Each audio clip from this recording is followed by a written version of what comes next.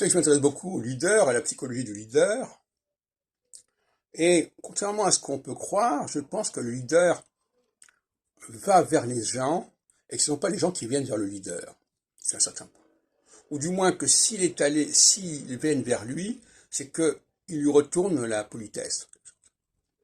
C'est-à-dire qu'ils vont vers lui parce que lui est allé vers eux. Un leader qui attend qu'on vienne vers lui n'est pas un vrai leader. Et d'ailleurs, il sera limité au niveau spatial.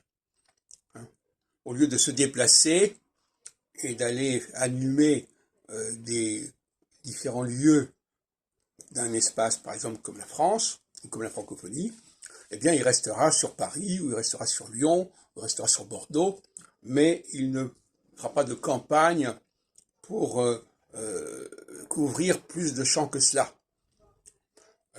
J'emploie le mot campagne à dessein, au sens presque militaire du terme, c'est-à-dire une approche systématique de l'espace.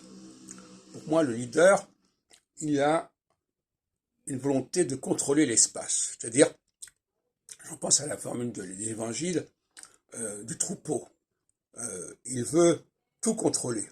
Tout comme dans les évangiles, on dit, s'il y a le moindre animal qui s'éloigne du troupeau, le berger, le pasteur va à sa recherche. Eh bien, le leader, il a une forme d'exhaustivité sur le plan de l'espace. Il veut couvrir l'ensemble d'un territoire. Il ne veut pas attendre que les gens viennent vers lui. Parce que, et d'ailleurs vous connaissez la formule, si tu ne vas pas à la Gardère viendra à toi, dans le livre Bossu, je crois. Donc, un vrai leader, il se déplace, il est en mouvement, il sort de sa petite zone de confort, de sa petite ville, etc., pour partir à la conquête d'autres lieux, pour avoir des succursales, des prolongements.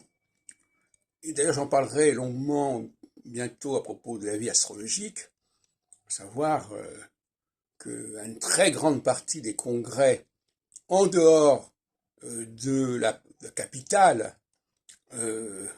sont organisés par le mouvement astrologique entre 1976 et